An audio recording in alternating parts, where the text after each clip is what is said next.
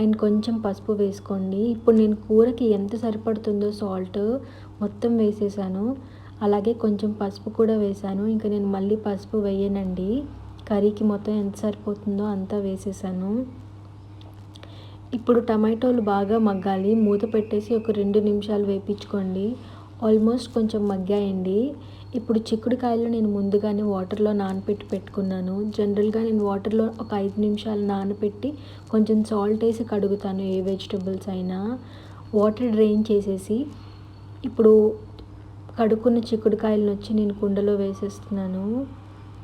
మొత్తం చిక్కుడుకాయలు వేసేసుకోండి. ఇది చూడడానికి ఇంత ఎక్కువ ఉంది కానీ మనకి కర్రీ అయితే ఎంతో అవ్వదండి. బికాజ్ చిక్కుడుకాయలు కొంచెం పచ్చిగా ఉన్నప్పుడు అండ్ హెల్తీగా ఉన్నప్పుడు అలాగా ఎక్కువ క్వాంటిటీలో కనిపిస్తాయి. కొంచెం ఫ్రై అయిన తర్వాత లేదా మగ్గిన తర్వాత క్వాంటిటీ తగ్గిపోతాయి. ఇప్పుడు కారం కూడా